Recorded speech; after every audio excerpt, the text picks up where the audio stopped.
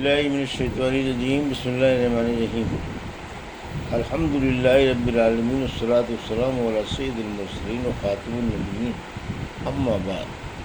صحیح بخاری باب کتاب المظالم والغضب، حدیث نمبر 2465، اردو ترجمہ۔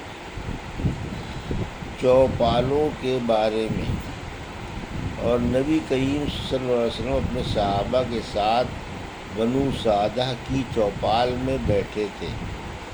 ہم سے یحییٰ بن سلیمان نے بیان کیا، انہوں نے کہا کہ مجھ سے ابن وہب نے بیان کیا، انہوں نے کہا کہ مجھ سے امام مالک نے بیان کیا، دوسری سند، اور مجھ کو یونس نے خبر دی کہ ابن شہاب نے کہا، مجھ کو خبر دی عبید اللہ بن عبداللہ بن عتبہ نے، انہیں عبداللہ بن عباس رضی اللہ عنہ نے خبر دی کہ عمر رضی اللہ عنہ نے کہا کہ جب اپنے نبی صلی اللہ علیہ وسلم کو اللہ تعالیٰ نے وفات دے دی تو انصار بنو سعدہ کے سقیفے یعنی چوپال میں جمع ہوئے۔ میں نے ابو بکر رضی اللہ عنہ سے کہا کہ آپ ہمیں بھی وہیں لے چلیے، چنانچہ ہم انصار کے یہاں سقیفہ بنو سعدہ میں پہنچے۔ حدیث نمبر 2463، اردو ترجمہ۔ کوئی شخص اپنے پڑوسی کو اپنی دیوار میں لکڑی گاڑنے سے نہ روکے۔ ہم سے عبداللہ بن مسلمہ نے بیان کیا، کہا ہم سے امام مالک رحمۃ اللہ علیہ نے، ان سے ابن شہاب نے، ان سے اعرج نے، اور ان سے ابو ہریرہ رضی اللہ عنہ نے کہ رسول کریم صلی اللہ علیہ وسلم نے فرمایا، کوئی شخص اپنے پڑوسی کو اپنی دیوار میں کھوٹی گاڑنے سے نہ روکے۔ پھر ابو ہریرہ رضی اللہ عنہ کہا کرتے تھے، یہ کیا بات ہے کہ میں تمہیں اس سے منہ پھیرنے والا پاتا ہوں؟ قسم اللہ، میں تو اس حدیث کا تمہارے سامنے برابر اعلان کرتا ہی رہوں گا۔ حدیث نمبر 2464، اردو ترجمہ۔ راستے میں شراب کا بہا دینا درست ہے؟ ہم سے ابو یحییٰ بن محمد عبد الرحیم نے بیان کیا، کہا ہم کو عفان بن مسلم نے خبر دی، کہا ہم سے حماد بن زید نے بیان کیا، کہا ہم سے ثابت نے بیان کیا، اور ان سے انس رضی اللہ عنہ نے کہ میں ابو طلحہ رضی اللہ عنہ کے مکان میں لوگوں کو شراب پلا رہا تھا۔ ان دنوں کھجور ہی کی شراب پیا کرتے تھے۔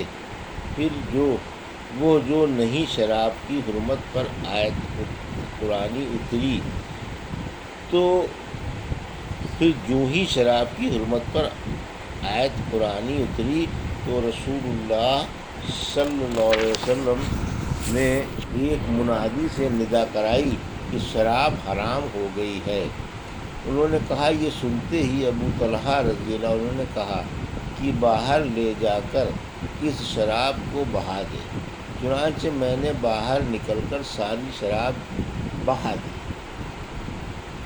شراب مدینے کی گلیوں میں بہنے لگی تو بعض لوگوں نے کہا، یوں معلوم ہوتا ہے کہ بہت سے لوگ اس حالت میں قتل کر دیے گئے ہیں کہ شراب ان کے پیٹ میں موجود تھی۔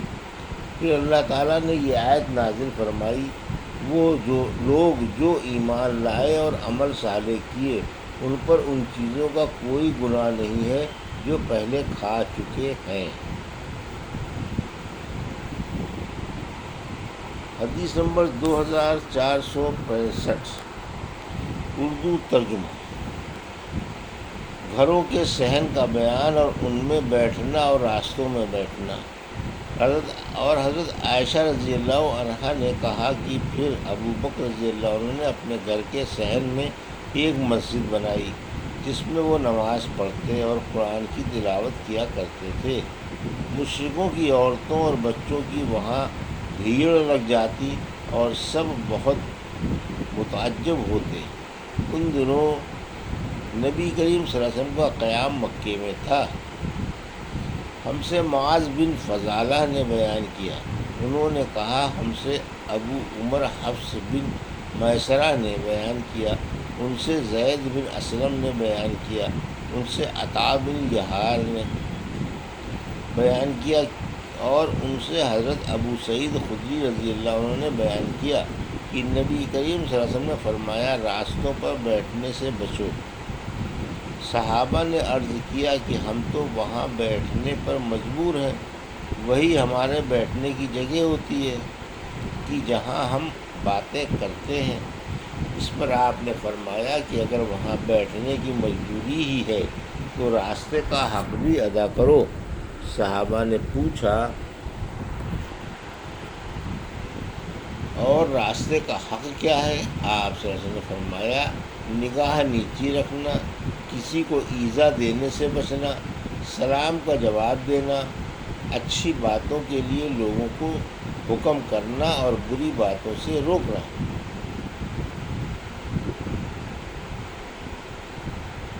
حدیث نمبر 2466۔ راستوں میں کنواں بنانا ہو کہ ان سے کسی کو تکلیف نہ ہو۔ ہم سے عبداللہ بن مسلمہ نے بیان کیا، ان سے امام مالک نے، ان سے ابو بکر کے غلام سمی نے، ان سے ابو صالح سمان نے، اور ان سے ابو ہریرہ رضی اللہ عنہ نے کہ نبی کریم صلی اللہ علیہ وسلم نے فرمایا ایک شخص راستے میں سفر کر رہا تھا کہ اسے پیاس لگی، پھر اسے راستے میں ایک کنواں ملا اور وہ اس کے اندر اتر گیا اور پانی پیا۔ جب باہر آیا تو اس کی نظر ایک کتے پر پڑی جو ہانپ رہا تھا اور پیاس کی شکتی سے کیچڑ چاٹ رہا تھا۔ اس شخص نے سوچا کہ اس وقت یہ کتا بھی پیاس کی اتنی ہی شدت میں مبتلا ہے جس میں میں تھا۔ چنانچہ وہ پھر کنویں میں اترا اور اپنے جوتے میں پانی بھر کر اس نے کتے کو پلایا۔ اللہ تعالیٰ کے ہاں اس کا یہ عمل مقبول ہوا اور اس کی مغفرت کر دی گئی۔ صحابہ نے پوچھا یا رسول اللہ صلی اللہ علیہ وسلم کیا جانوروں کے سلسلے میں بھی ہمیں اجر ملتا ہے؟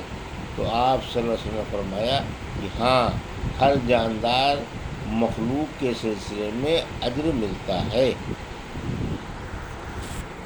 یہ تھی صحیح بخاری باب کتاب مظالم والغزو کی حدیث نمبر 2462 سے 2466 کا اردو ترجمہ جو ابھی آپ نے سماعت فرمایا۔